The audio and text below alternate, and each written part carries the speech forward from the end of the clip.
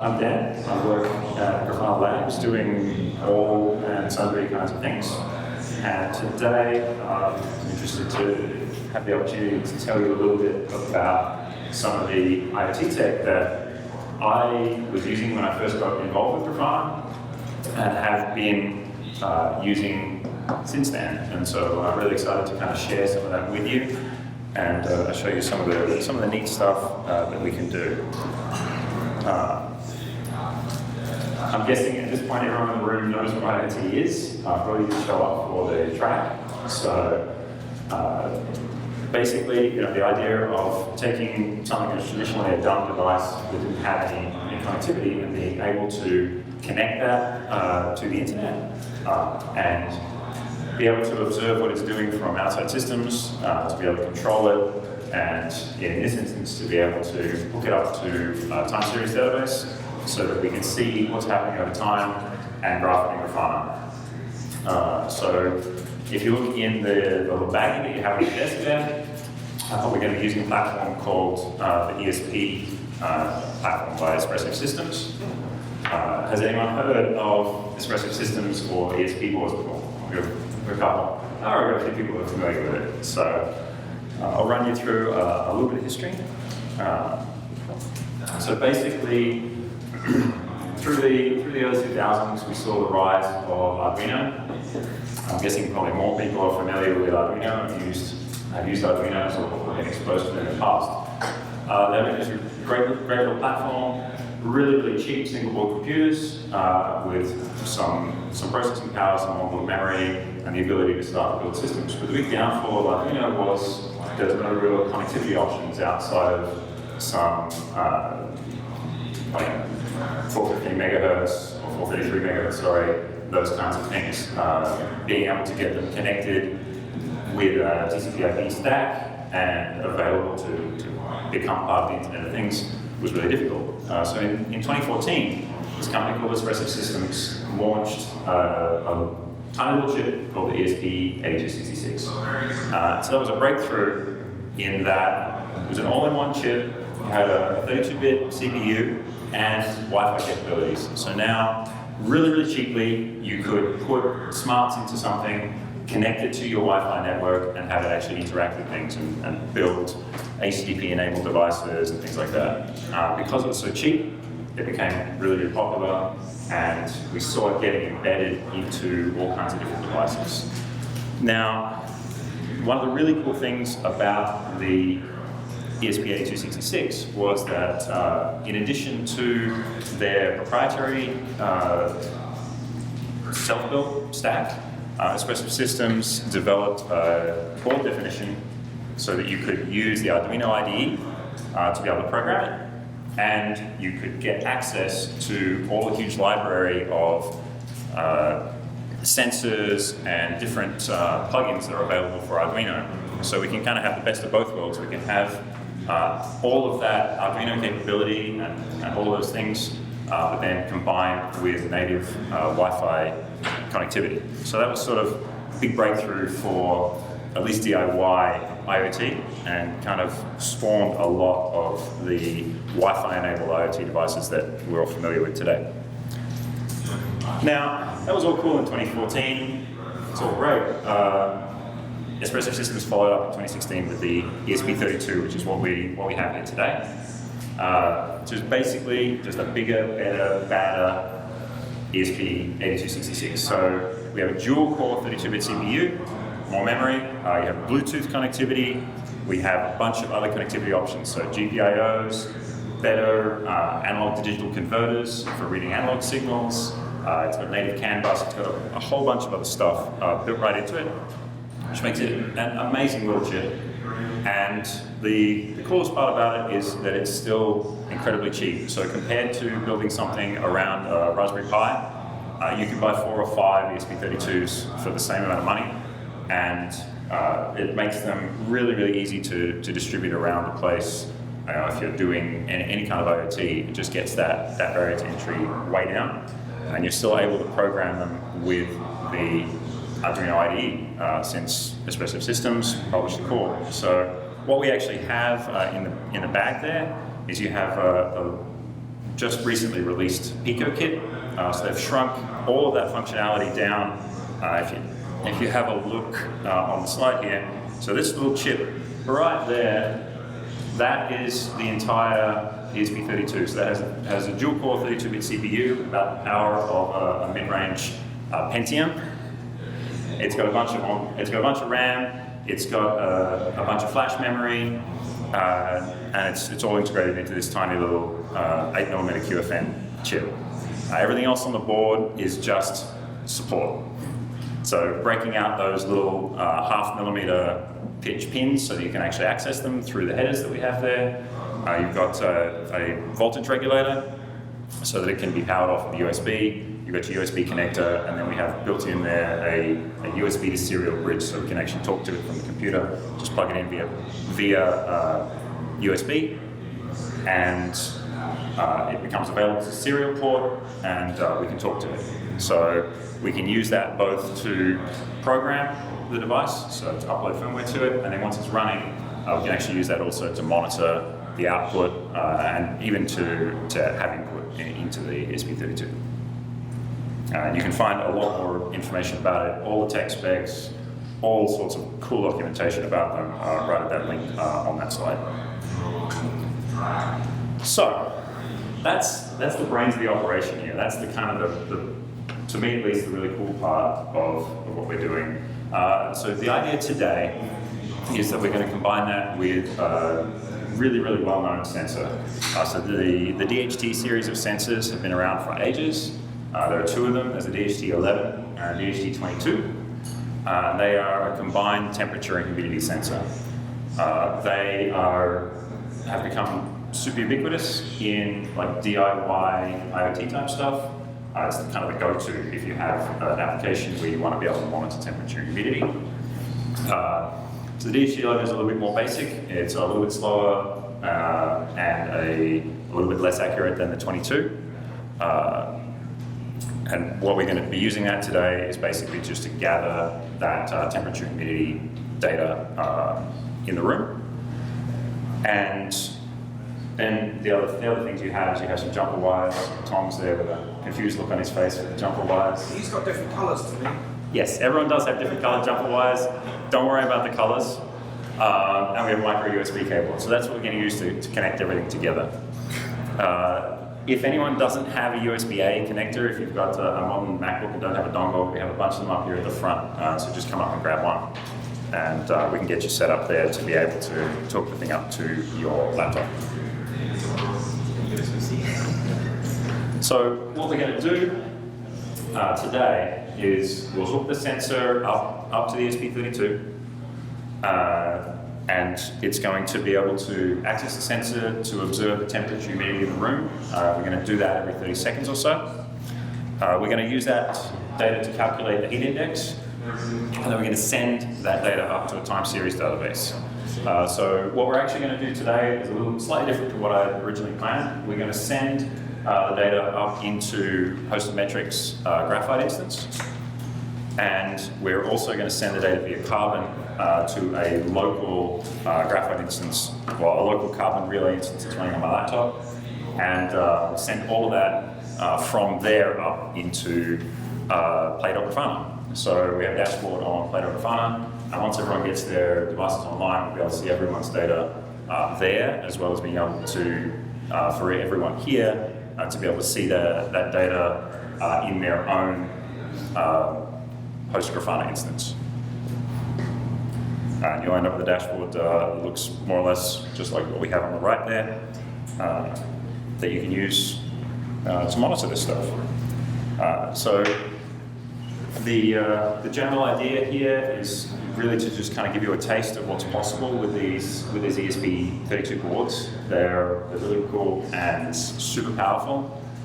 So you have a ton of different pins. Like today, we're barely scratching the surface of what's out there, and it's really just about getting you kind of some exposure to this. So on the hardware side, really straightforward. This is why the wire colors don't matter.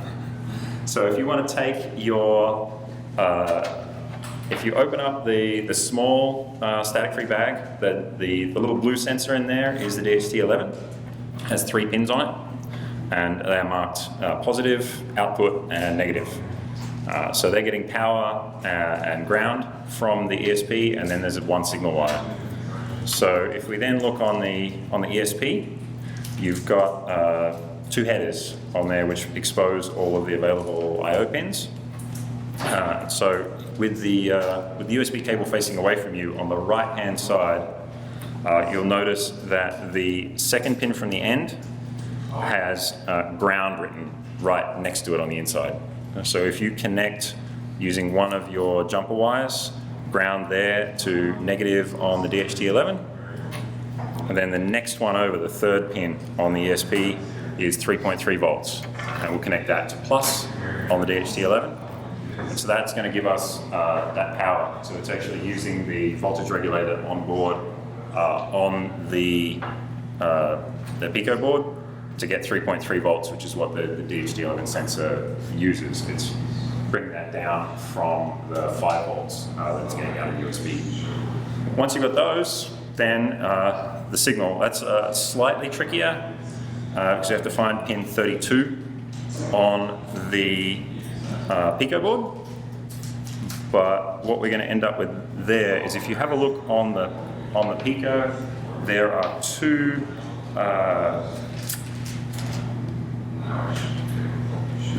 buttons that we can see there. And so right next to the button that's further away from the USB connector, you'll find pin 32.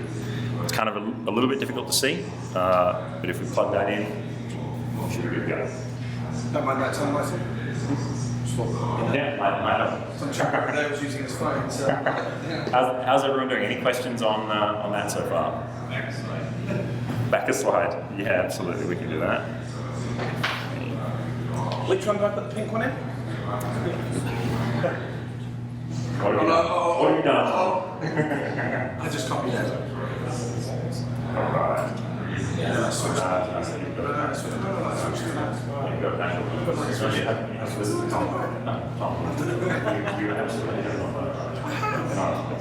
Oh, it's broken now. Oh!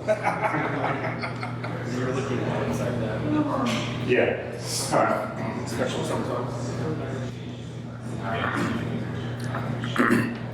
It is kind of important that we get these plugged in correctly, Tom. We do have some extra boards, so if you do blow one up, it's not the end of the world. Is this right, sir?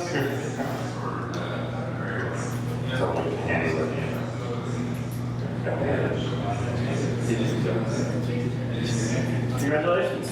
Yay! On a new product and plugging wires. What is it? See one, do one, teach one. Who needs to be taught? How are we all doing?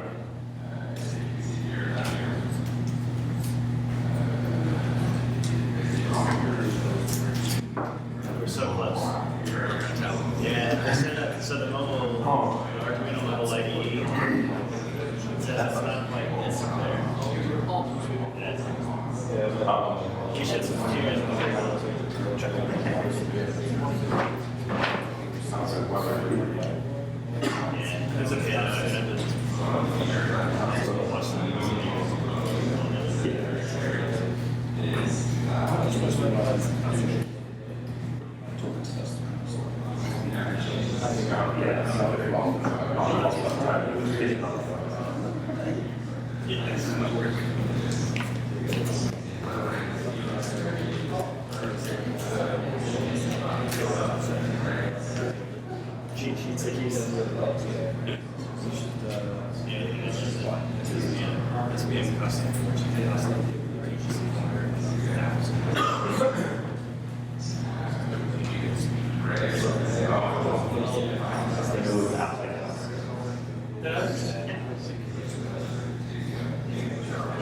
to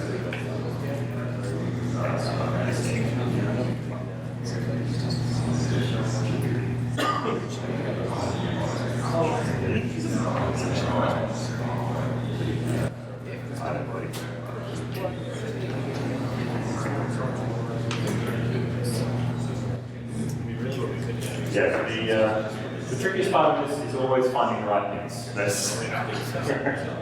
When you start getting one of these boards fully populated, then things start to get really interesting. Because as you can see, we're only barely scratching the surface of what we can do in terms of the breakout capabilities. Once you start to get more peripherals and things involved, you can end up with a fully populated header, and then things start to get quite scary. Maybe show it Yeah, we can do that. That would probably help first.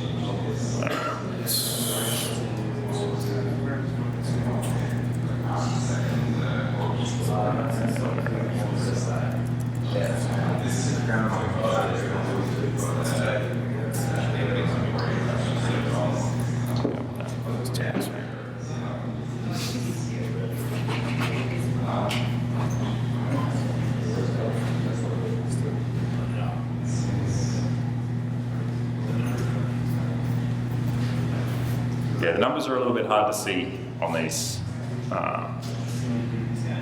It's still an improvement over some of the cheaper. So these boards come directly from Espresso Systems.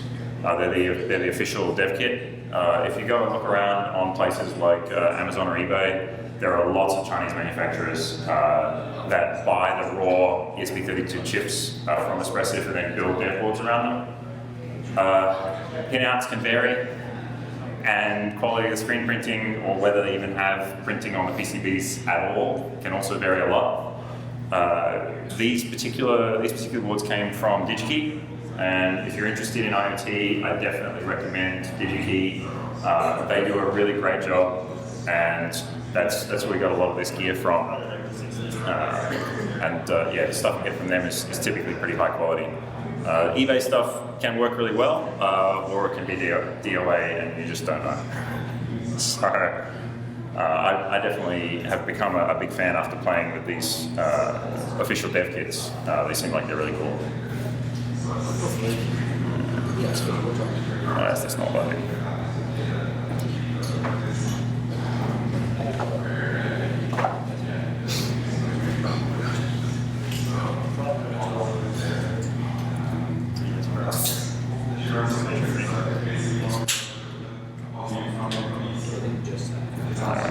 Anyone still need any assistance, or are we got that figured out?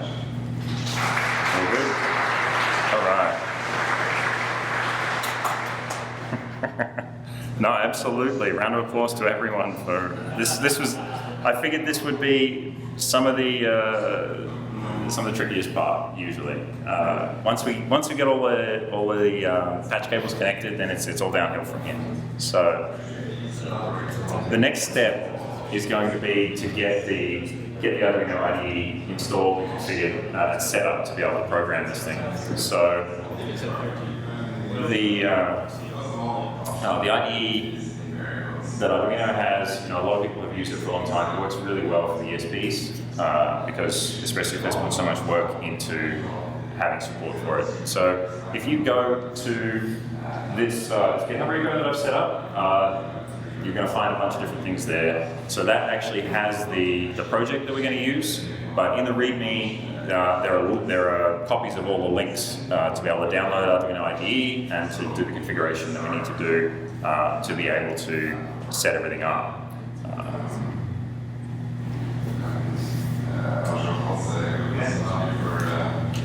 It's kind of readable. You've made it, Tom? I made it. Awesome. It's loading. Ed, I think we might have a Wi-Fi. Which Wi-Fi are you on? I'm on the Wi-Fi that we're going to use for the ESP32s, so that they can talk to my laptop. Yeah. Yep. You can put these slides up, make them available. So actually, if you go to that link, the slides are linked in the README. I figured that would be the most sensible approach. But, I'll get a link in there to track. okay, yeah, post on Slack, absolutely, thank you.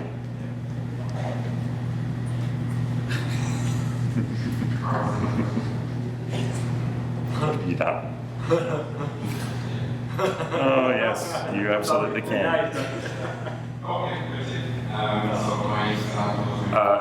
For those of you with MacBooks, which is probably most everyone these days, you are going to need a driver for the onboard USB to serial adapter. There's a link in the README. Everyone's on a Mac, just go download it and install it, please. Without that, nothing's going to work. Basically, the MacBook just won't see it. So if you go and do that, then we'll be able to move on. We'll install the Arduino IDE and make sure that everything's okay. Tell me, guys, sorry. You're right on the line.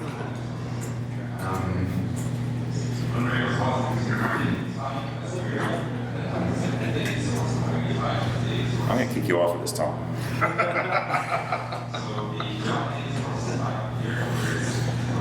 Oh, I love that you made them editable microphone.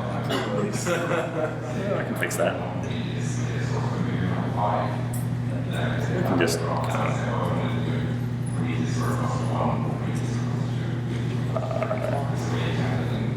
we'll go back. Except that I can't. So do I get the VCPs in, yeah? Yeah. So download the VCP zip and install it. Or unzip the zip and install the DMG. We're just lucky that I'm Steve. Let's just do it all. And then in DMG, you click the package. Yeah.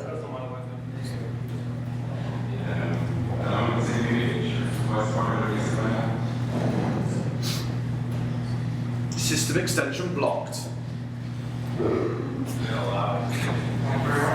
Maybe I'm Steve's one.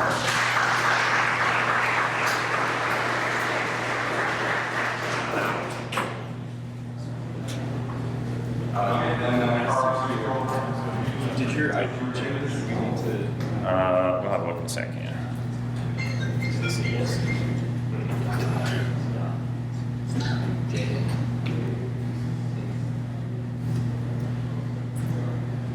No, it did not change, so we're good.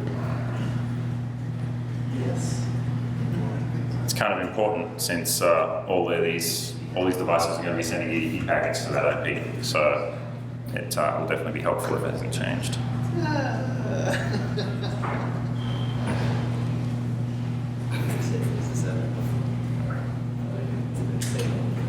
How are we doing on our driver installs?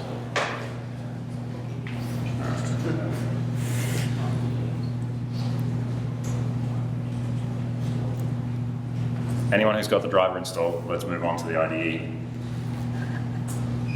So this is going to take a little bit.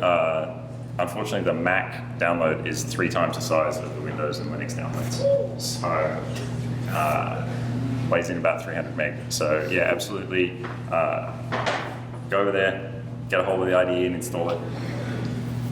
Once we get the IDE installed and set up, actually flashing the unit should be done. It's the install that takes a bit of time. But once you've gone through all this, you're going to be set up to be able to actually do your own development. Use these boards, build pretty much anything. That's where stuff gets really fun.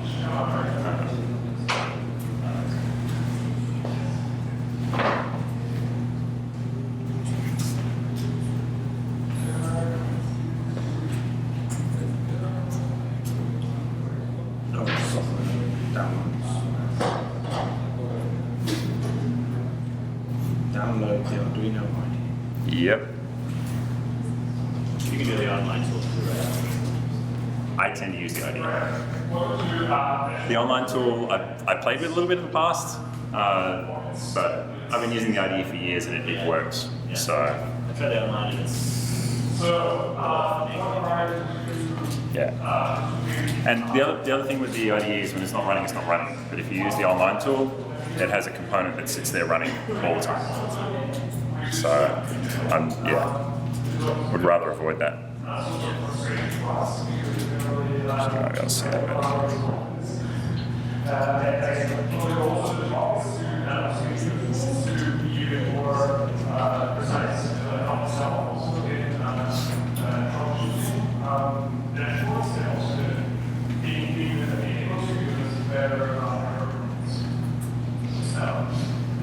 So this, we'll give you guys a minute to get Arduino installed. And once Tom's done, you're okay. 3 minutes left. Oh, 3 minutes left. all right. So basically, this is really just one way that you can use the ESP boards with Arduino. They have their own, so Expressive Systems has its own native toolkit that you can use to program them. But you can also use, there's MicroPython for them, FreeRTOS, a bunch of different options. There are a bunch of proprietary platforms as well that have support for them. This is kind of the magic that allows you to use the Arduino IDE and to compile your Arduino sketch down into the ESP, or into the format that the ESP32 expects for its firmware. So once we all have the IDE installed, we'll go and add that board manager URL, and that's what's going to update the IDE so that it can actually program the board. So that's the first thing.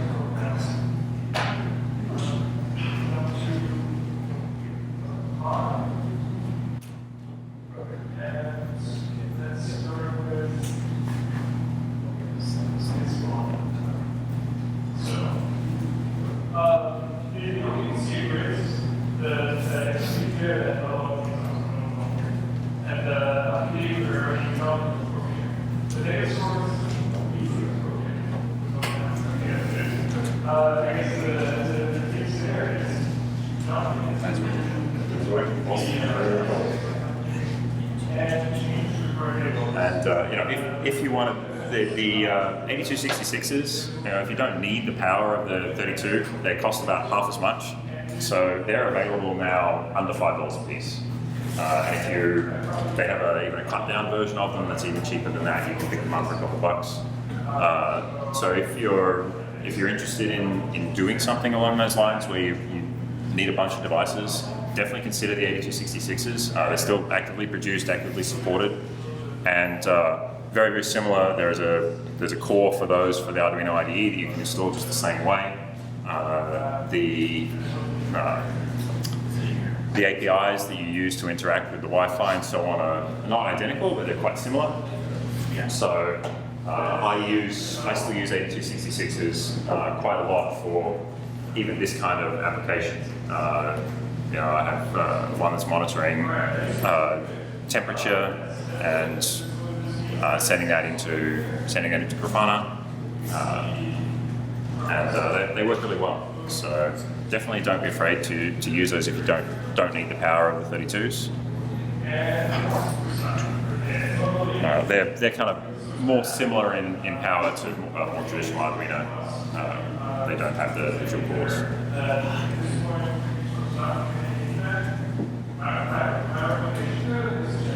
Is anyone still struggling with getting the IDE? I have it. You have it? I have it downloaded. 6 minutes? All right. Yeah, does anyone have a USB key that doesn't have a virus? No, I don't think it exists, Tom. That's a myth.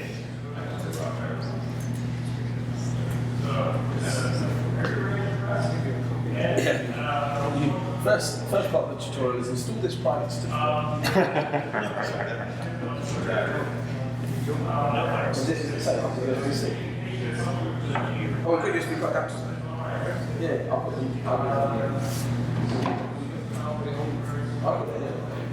I've got it. I just wanted to give it to other people.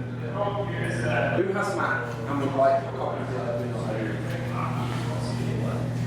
No, okay, doesn't matter.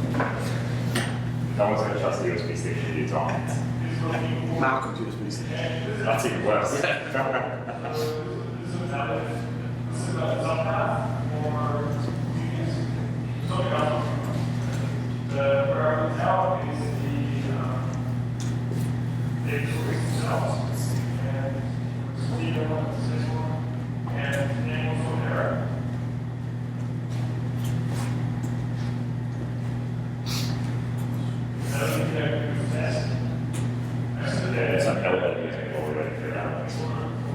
So once I've downloaded it, when's it going?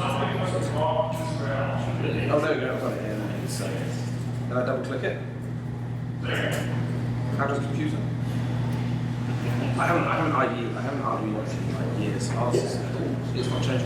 No, looks exactly the same. It's definitely improved over the years, but it's still the same familiar Arduino stuff.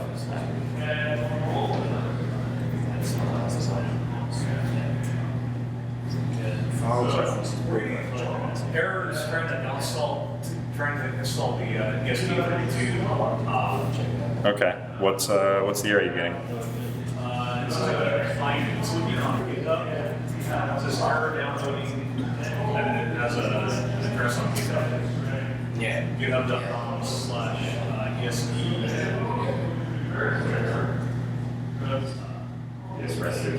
Yeah, expressive / reduces / Is anyone else having any issue with that? I did. Yeah, that was kind of what I thought. I went back and double checked. It's still working.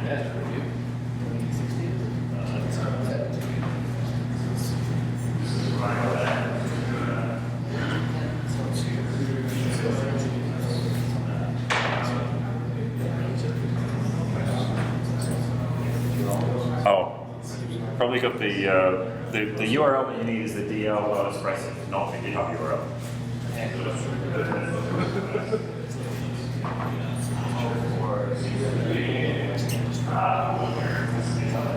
So this top link is a link to the GitHub repo for the core. The link you want for your board manager is down at the bottom.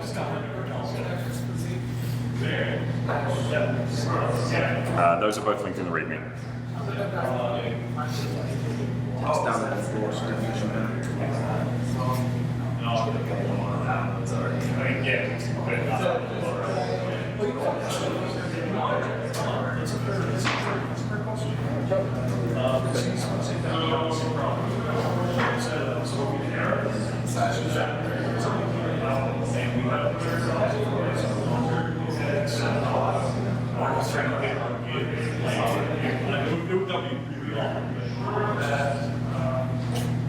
Oh, yeah, that's it.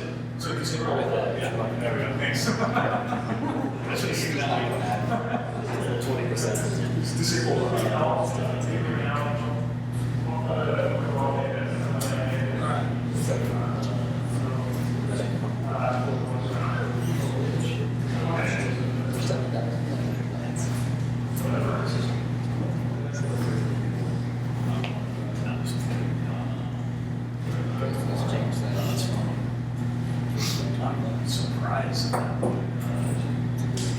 Alrighty, how are we all doing? You ready for the next slide? Yes? No? Yeah? Alright, awesome. So, now that we have that installed, we can move on. So now we can actually install the core itself. So that process added its board manager. So Arduino IDE can program all kinds of different boards.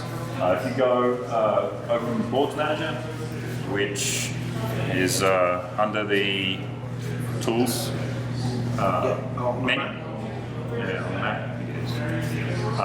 Tools board manager. Yeah, Tools Board Manager. Let's wait for it to update that list, and then just search for ESP32.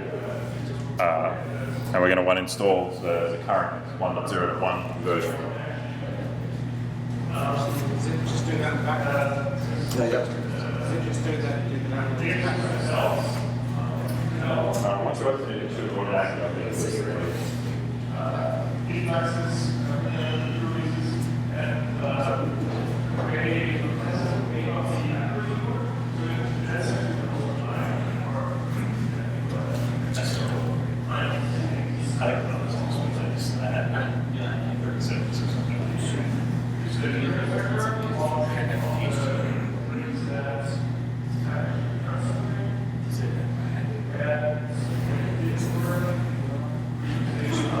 So what you'll see once you get that downloaded, it actually includes definitions for a bunch of different variants of these boards. Like I was saying earlier, you have a bunch of different manufacturers in China that are producing different variations on these boards. Espressif has a few different official dev kits.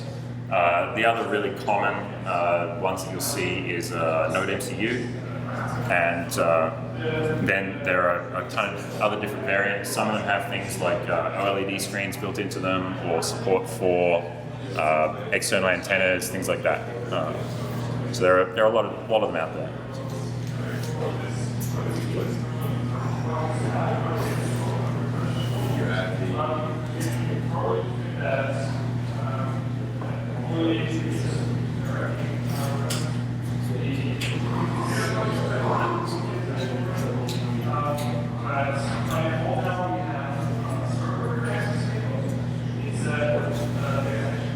Downloaded that so far. What's the next step? Yeah, from the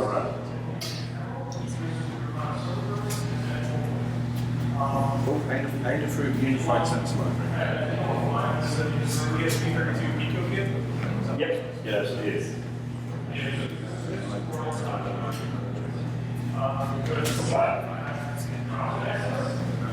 So the next thing we're going to need to do is we're going to be using a couple of different libraries from the kind of generic Arduino library. So these DHT11 sensors, like I was saying, they've been around for a very long time, and they were kind of popularized by Adafruit, who are another really great company to deal with if you're looking at any of this sort of DIY IoT type stuff. They have a lot of different products. They have their own versions of the ESP32, SparkCon does as well. So they've published a ton of libraries to help you integrate with these things. The DHT sensors use a custom protocol over this output wire, and Adafruit have done all the hard work for us. And that's really the biggest advantage of using the Arduino IDE for this kind of thing, is that for almost anything you could possibly want to integrate with, someone out there has written a library for Arduino for it. And by using this platform, we can kind of lean on that. All the benefits of open source are there for the taking, to be able to take this kind of stuff and use it in our projects. So what we can do is we need to install a few different libraries. So Adafruit has two libraries that we're going to use together for communicating with the DHT. So the first one is their dedicated library for the DHT sensors. So if you open up Library Manager, it should be in, where's the menu for that?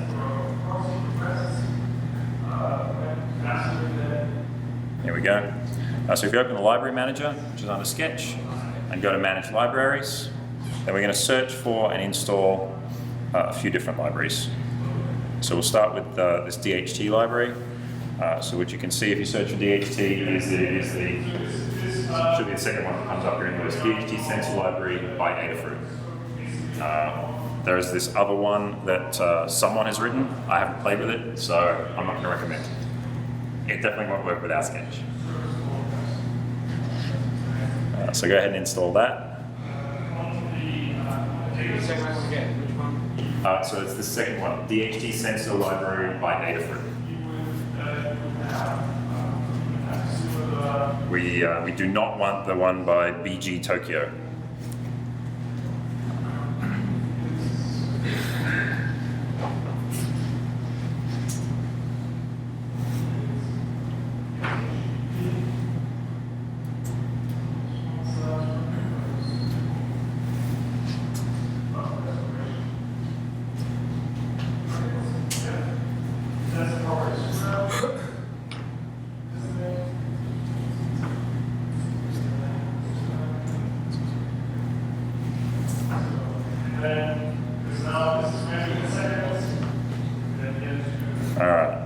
So the next library that we're going to need is this one's kind of harder to find, Adafruit Unified Sensor Library. So what Adafruit have done is they have libraries for a ton of different sensors, and certainly it's the first place that I look if I'm trying to integrate a new sensor into any Arduino-based platform.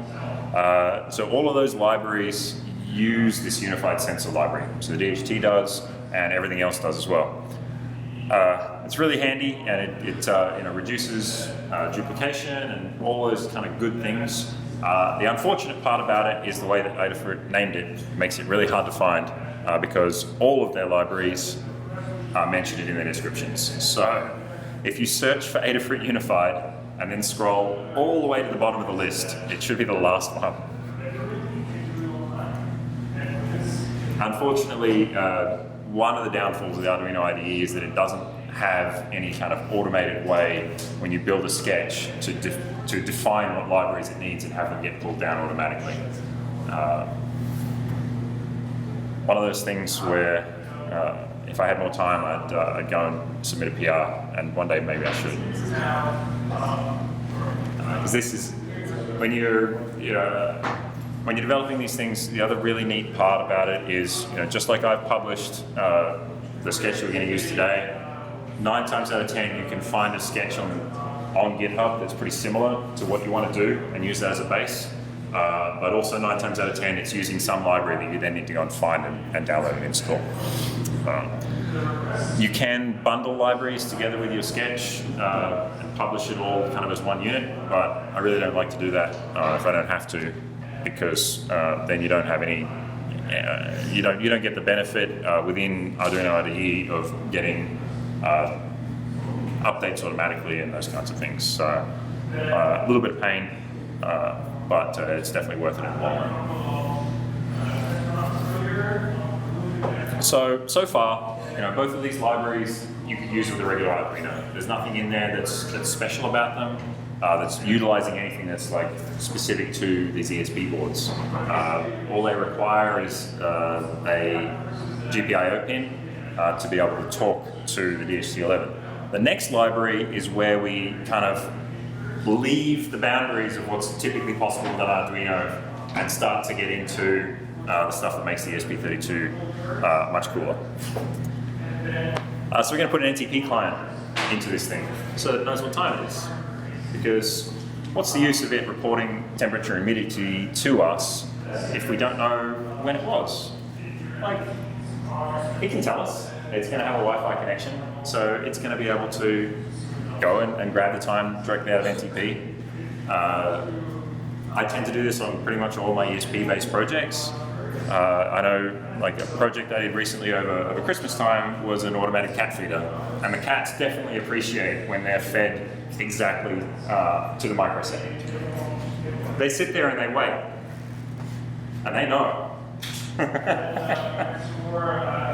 So yeah, they absolutely appreciate the NTP client being part of my ESP-based sketches.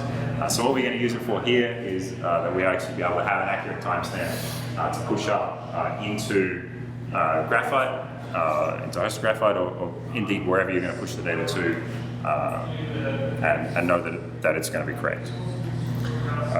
So yeah, if you search there for NTP client, we want this top one by Fabrice Feinberg.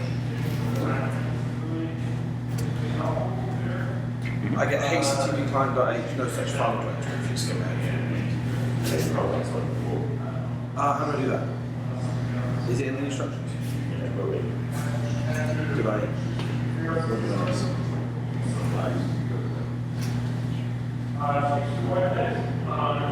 Here we go, that's the tools in the time. Yeah.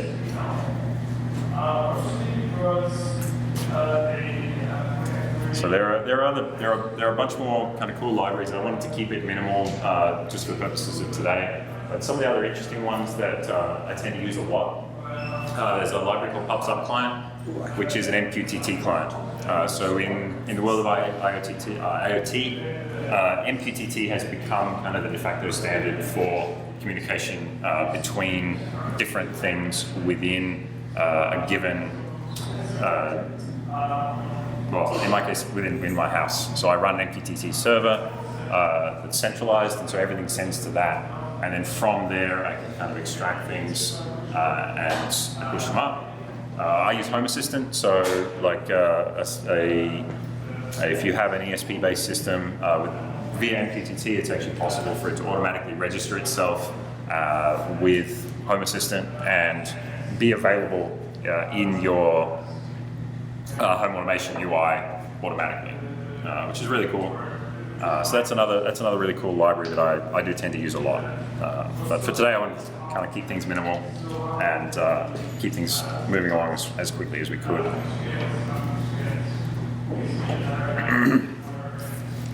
So once we have all the libraries, we need to actually just get the project itself.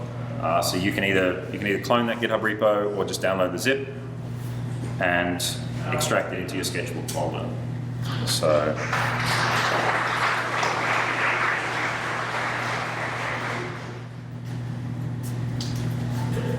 DHTPIM.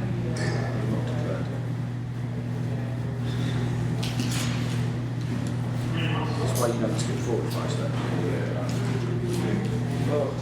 Where do I find it? yeah, you skip ahead quickly, Tom. So it's okay to skip ahead if you read the steps in between. I'm just going to rename If you just YOLO it and think it's going to be okay, then yeah, not so much. Why, that's what I do all the time. So once you've downloaded it, before you go and open the sketch in Arduino IDE, there's a file in there called config.h.example. And that contains all the configuration for the things that we're actually going to have to change.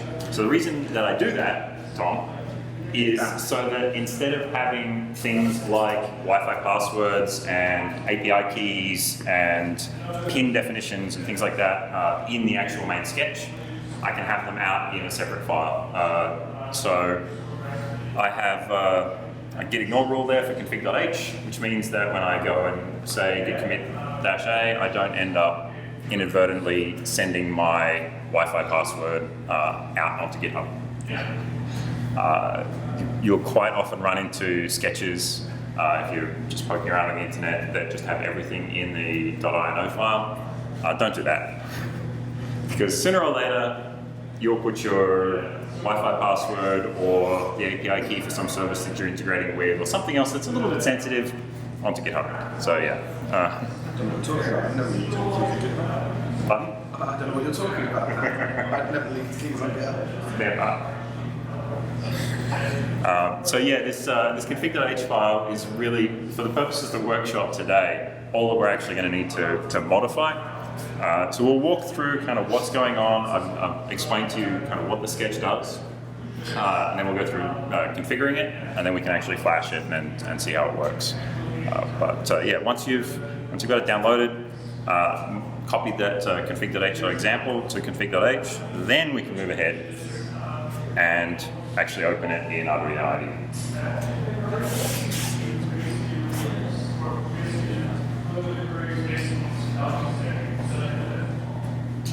It's nigh on unreadable, but the idea there is that you want to find the .ino file and open it up. Hey Dan, what pin is the digital out? I beg your pardon? Which pin is the digital out? The digital Out? should be pin 32.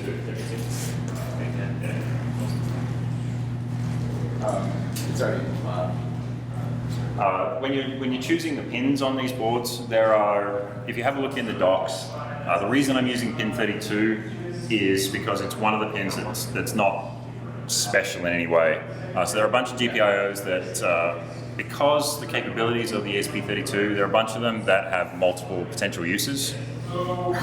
And sometimes, if you just pick a pin at random, you'll end up with a board that won't boot, because there are some of them where if you hold them low, it's going to boot into like firmware download mode, or there are a few other kind of things you have to be a little bit aware of. 32 is a nice safe pin, works really well. But yeah, once you, again, like if you're trying to use these boards, do something yourself, build your own systems, definitely check the pin outs when you're trying to select which pin you want to use. Don't just pick one at random, because sooner or later you're going to spend like several hours, don't ask me how I know, trying to understand why it doesn't work. And yeah, it'll be because you've chosen a pin that has some special purpose.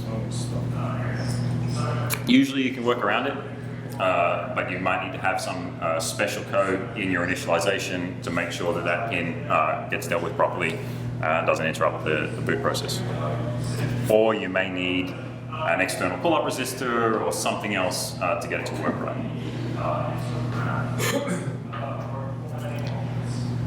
So, does everyone have the sketch open in their IDE? Have we left anyone behind? Does anyone need any help?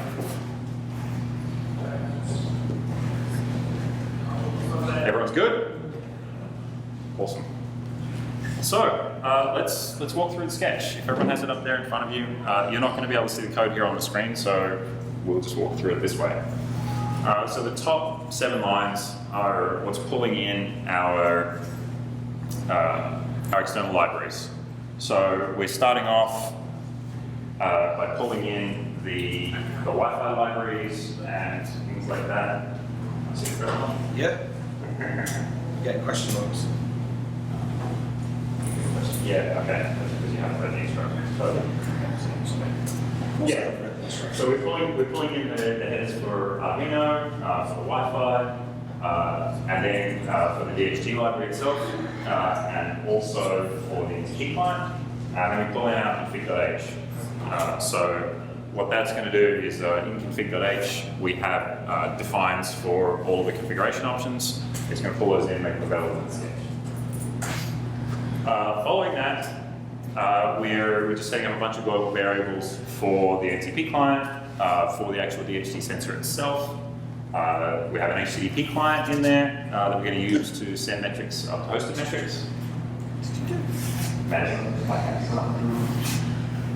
We have a UDP client that we're going to use to send metrics via Carbon to the Carbon relay running on my laptop. And there are a whole bunch of different options available. ESP provides you with all kinds of different tools for raw TCP connections, HTTP connections, all kinds of different stuff. Then we have the setup Wi-Fi function. So that's just a helper function that we have that is responsible for actually turning on the Wi-Fi and having it connect to the access point. We'll break that out into a helper function. Because there's one quirk with the ESP32, which is if the Wi-Fi connection drops, it will not automatically reconnect on its own. So when we get down further into the code, you'll see that we use that both when we initially power the ESP up to connect initially, but then every time we're going to take a reading, we just check, make sure, is the Wi-Fi still connected? If it's not, we'll connect again. Again, that's something that can really trip you up when you first move from like if you've used ESP3266, it does that automatically for you. If you're like me, you move to ESP32 and assume it's going to be the same. Until one day you upgrade the firmware on your access point, everything stops working. The cats don't get fed. No, the cats don't get fed and they get really pissed off. It's not a good scene. So yeah, we make sure that we do that manually in ESP32. There's a discussion ongoing on the GitHub repo about whether they should have it automatically reconnect and why it doesn't and so on. But for the moment, the easiest is just to say, okay, every time around we check. If it's not connected, we connect. We have a format time function, which we're just using for our debug output to take the Unix timestamp we're getting from NTP and format it as a human readable time in the serial output.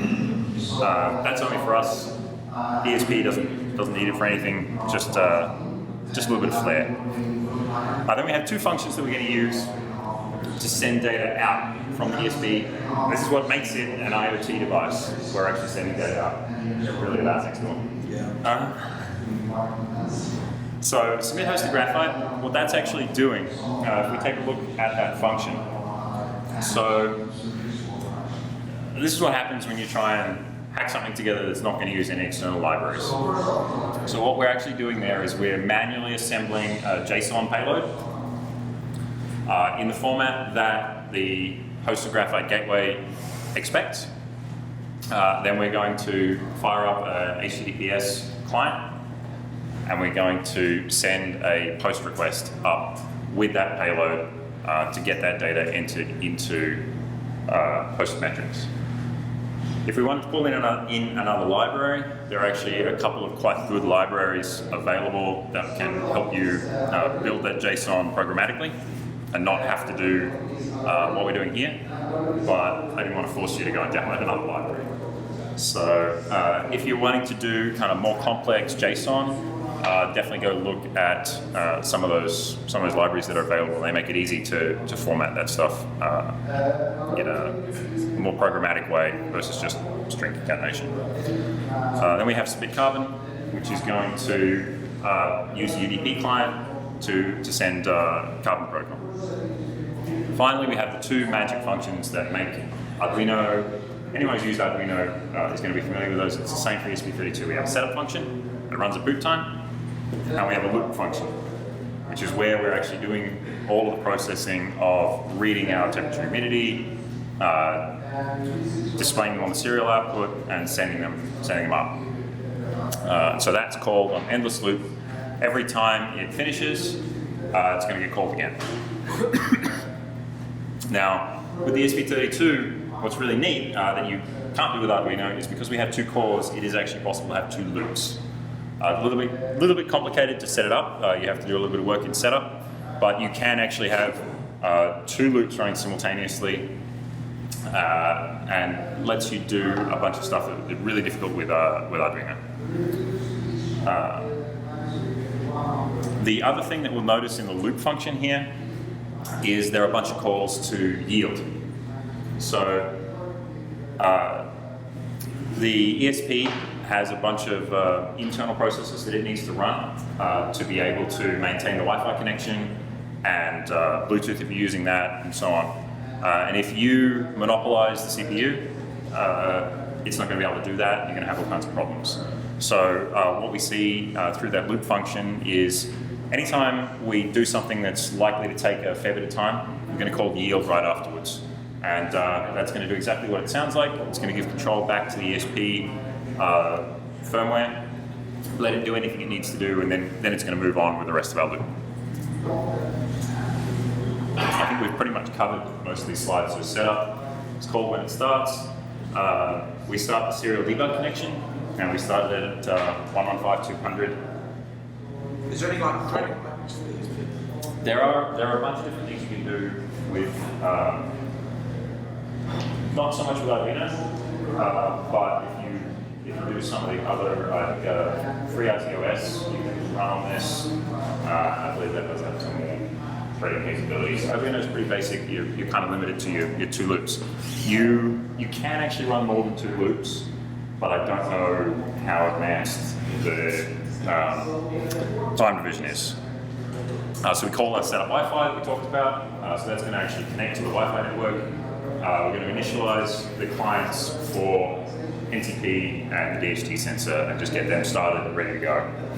So basically just prep to be able to run the first time through the loop. So in the loop, take a look. We check the Wi-Fi connection and reconnect. So that's that first block. Then we go with the NTP client, we get the current timestamp, and we start to actually read stuff off the DHT. So we're using that Adafruit library, reading temperature and humidity from the sensor, and we're storing them in the variables that are there. We calculate the heat index, and then output those readings via serial so we can actually see what's going on. But once we've done that, then we start saying, okay, let's start sending data out. So we're going to send stats out to host a graphite, send the stats to the local carbon relay, and then we're going to sleep, just to avoid overloading things. Otherwise, if you don't do that, the loop's going to start again immediately. So we sleep for 30 seconds. The reason we choose 30 seconds in this instance is it's a really easy way to make sure that we get at least one reading per minute without overloading things. So it can take a few seconds to do the work that we need to do. So if we slept for 30 seconds each time, then our actual time through the loop, for 60 seconds each time, our actual time through the loop would be 60 seconds and change. And we would end up sooner or later missing an interval.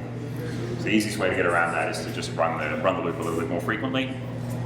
And it doesn't matter if we send the stats a little more frequently. If we want to get more advanced, since we do know the current time, once we complete our processing, we could get the time again, compare and figure out how long we need to sleep to be able to start again exactly at the next 60-second interval. There's any number of different things you can do here, and this is a really simple loop with just one thing that we're doing. So once you get more advanced with this sort of stuff, what you'll end up with is a loop that runs constantly, and then you have an if block that says, okay, well, when was the last time I took an action? Do I need to take it again? And that way you can have multiple different things running and firing on different intervals. It just gets a little bit more complicated, so we're keeping things simple today. So, we understand what we have, so we need to configure this thing. So we've got basically, if we open up in your IDE, you should see a second tab next to the .ino for configure page. And if you click over to that, we've got a few different things going on there that we need to be able to configure. So I've pre-filled the Wi-Fi SSID and password that we're going to be using.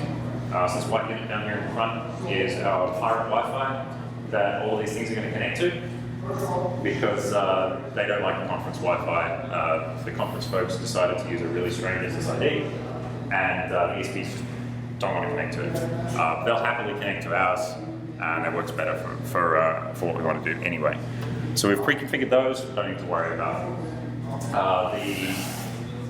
The time zone offset is also already set. Okay, I didn't update this slide, apologies for that, but you don't need to worry about it. Time zone offset, which is only being used by format time, just so we get those time output on the serial in a nicer format. We're going to have to configure the ID. So in the sketch, we've kind of allowed for having multiple of these.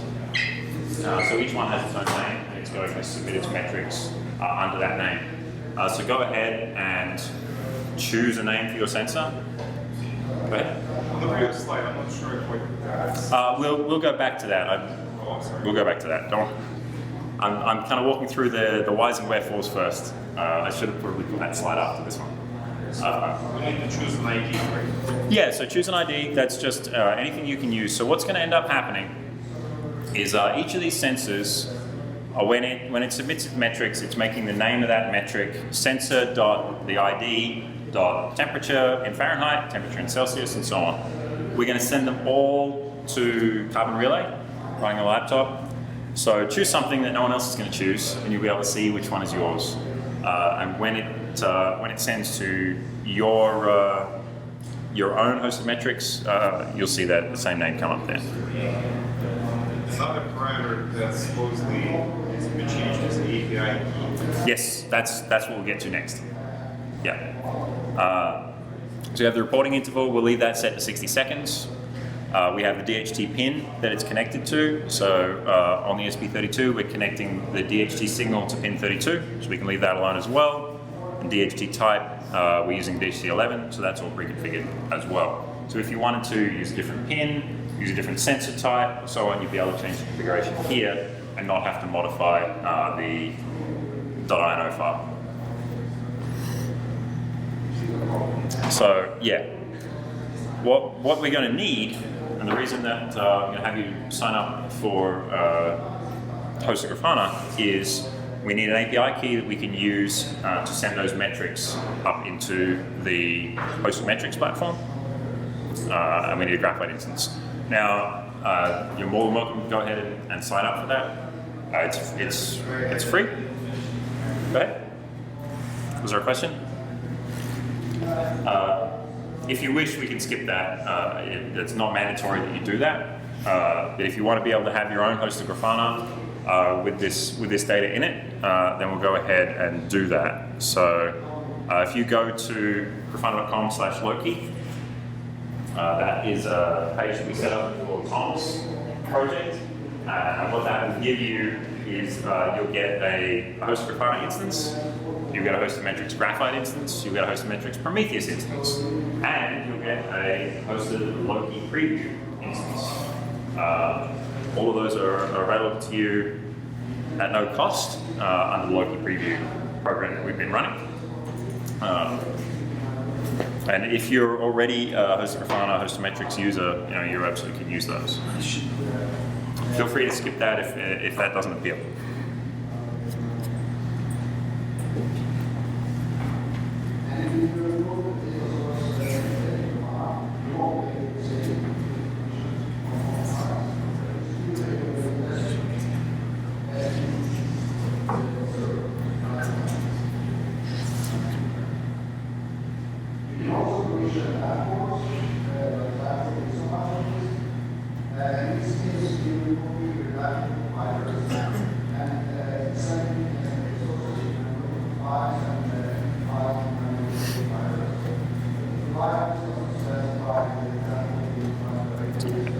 do.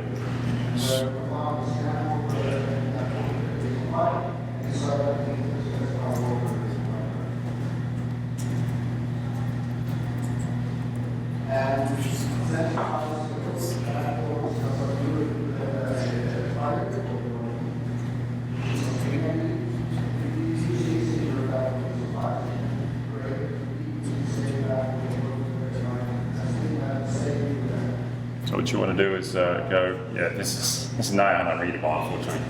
Try looking on Grafana Cloud there.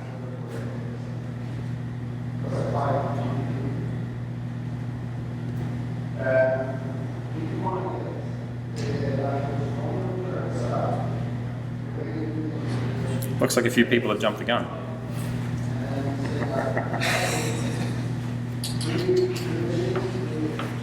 Which is great. So while you're doing that, we'll talk a little bit about kind of the alternate path here, which was already pre-configured and ready to go with config.h, as you found out, which is that the Carbon host that we configured, that IP address that was already there, is the IP address of my laptop, and on my laptop I'm running Carbon Relay NG. So that is taking those UDP packets that these ESP devices are sending to it, and it's sending them up into the hosted metrics graphite instance that we use for Play.Grafana.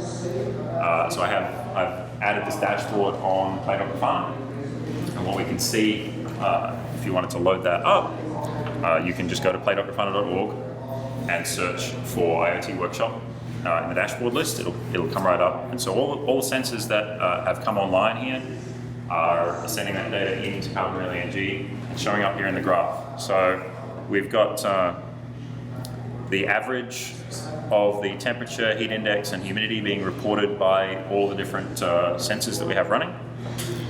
And then down on the bottom here, we can see the individual temperatures being reported, the individual heat indexes, and the humidities.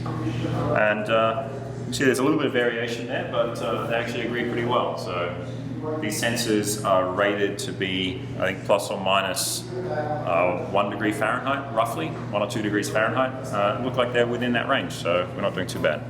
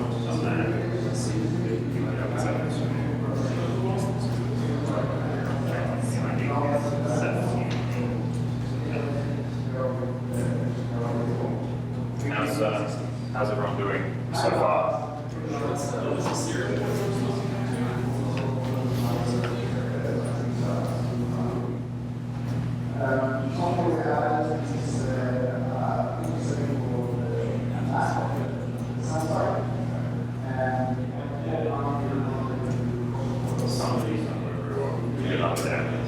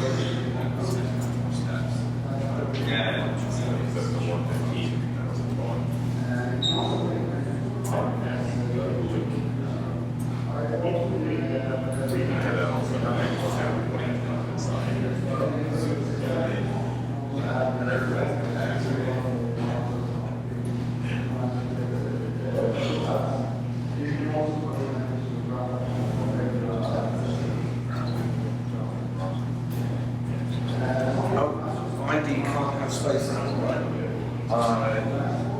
They should. But no, because they don't have much space.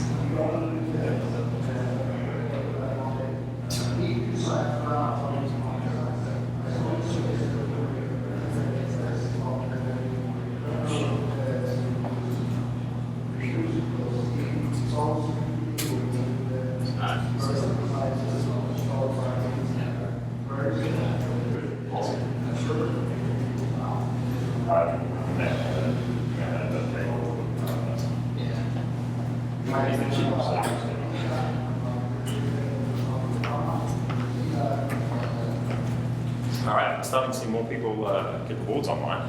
It's kind of neat. You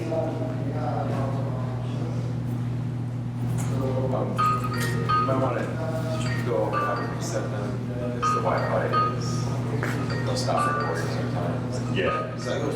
That's fine. That's It's coming out there. Oh, Something, yeah.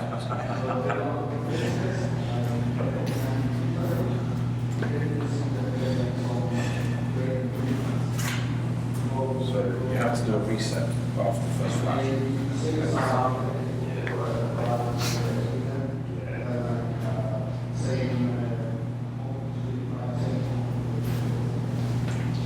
Yeah, I can't put spaces in the sensor. That's what I kind of got my message on that. I give you the tag value, then you can have spaces. yeah. The thing that always worried me, always upset me, is there's no sprinters. Actually, there is. There is no, is there? The ESP32 library provides this method. Oh, okay. And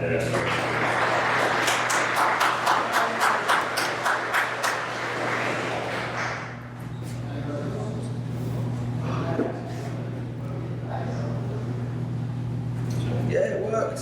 My sensor's there. Can you see which one mine? probably. Do I want to? It's safe for work. Which one is yours? Yeah, you named yours Tom, yeah, obviously. That was the first one up. Ross Savage is here. Yeah. Who's that? Yeah, loads of them. Yeah. Can we have a count of the sensors, how the Grafana? We can definitely do that. Oh, I don't even know where to start. Richard, have you implemented open metric push yet? Sorry? Have you not push in open metrics yet? It's an ongoing discussion currently. Can you make the IoT sensor do it? I can definitely push it somewhere. Sensor. Yeah, so let's see if we can get a count of the sensors here.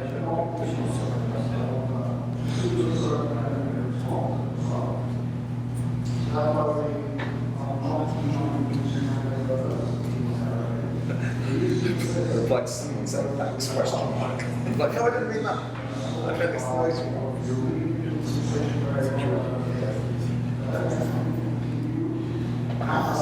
Oh, we got 12. There we go. Look at that. Choose a visualization. Ooh, 6.0.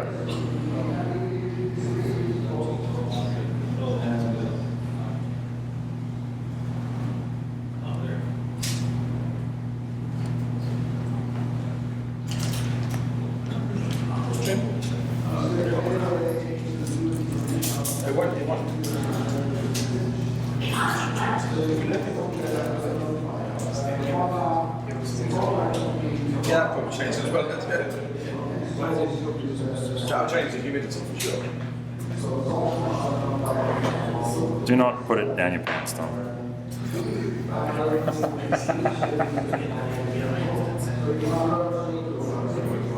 Hey, someone else just came online. What's his name online? Yeah. Jim's here somewhere. Yours just come online. Yeah.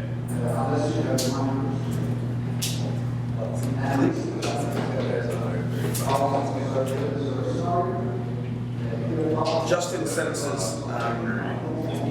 Justin Sensors quite long. Yeah,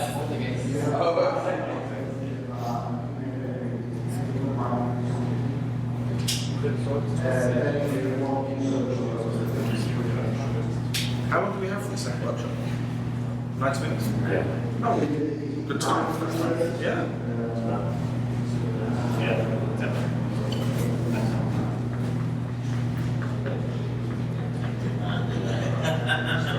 So, anyone struggling? Anyone need some help? Any questions? Everyone's good. Awesome. Did you say that? Yeah, I should actually. Yep.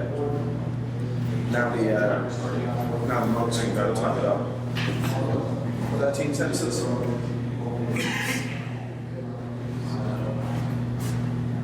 So, for those of you that have managed to get signed up, has anyone figured out the API key? Got that set up? Does anyone need any help? I was going to walk through that on the screen here, but I'm worried you won't be able to read it. So, I use valid credentials for that. I think I want to keep it. very good.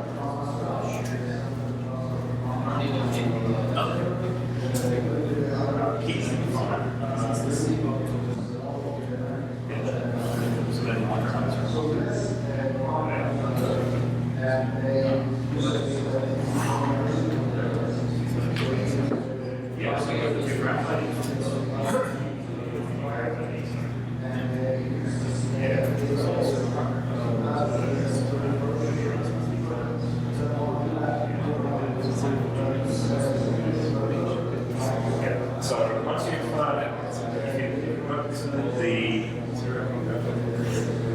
you sign up for your local Tom? Yes. I was actually like deploying Cortex, so I was busy, but I'm quite impressed with that. That's pretty nice. Yeah, it's quite fun. Yeah, so once you've managed to sign up for Loki, if you go ahead and create an API key, we've kind of gotten off script a little bit here, unfortunately, but create the API key with Metrics Publisher role on grafana.com, so under your personal details. Then the other thing you're going to need is your hosted graphite instance ID. So if you look in your profile on grafana.com, you'll see hosted metrics there. Click into that, you find your graphite instance, and if you look in the details there, it's going to tell you how to connect to it from Grafana, and the username will be your numeric IDs, which will be a 4-digit numeric ID. So if you put that into hosted HM Graphite instance, that's going to give you what you need for that HTTPS request to work, to be able to actually take this data and send it up into your hosted metrics instance, where you can then query it from your own Grafana instance.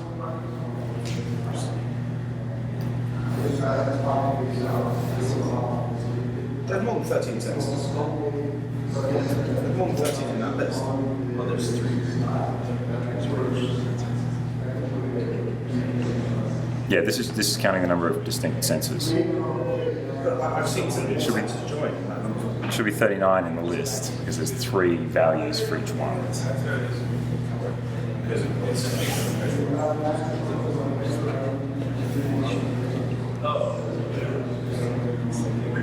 Yeah, maybe. First one just joined. Sorry? First one? Is that Richie, is it? 14. Just a second. Can we have it? Can we have the dashboard in non-free? Can we have it in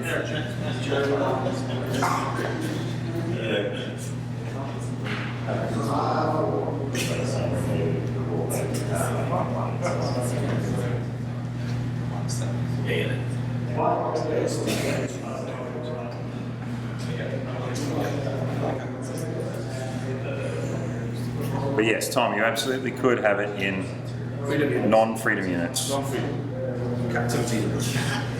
Oh, it's C as well. Yeah. Freedom and captivity could be found in such a Yeah, so basically, we can,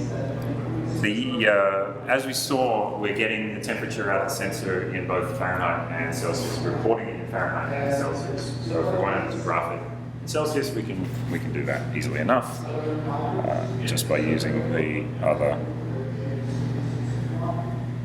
And we need to tell it that we're not in freedom units, and we'll be all set.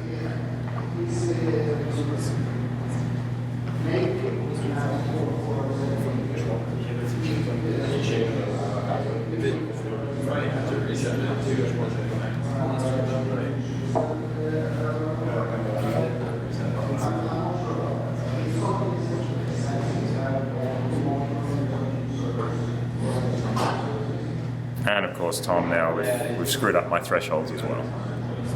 We'll fix those too.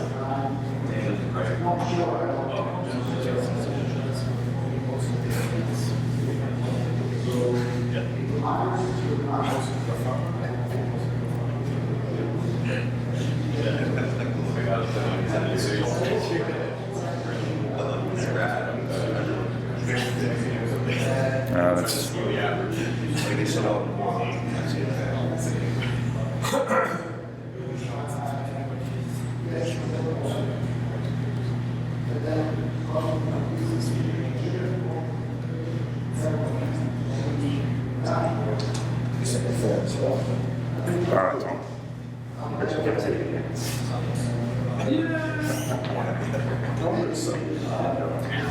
Yeah, it's a little bit. all the awards we've got generated. Yeah.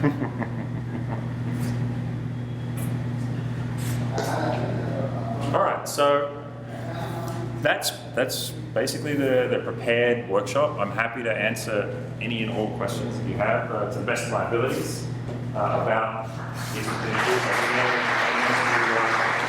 Feel like talking about that's even remotely IoT related. But we do have to give Dan a big round of applause for being next door. Well done, Dan.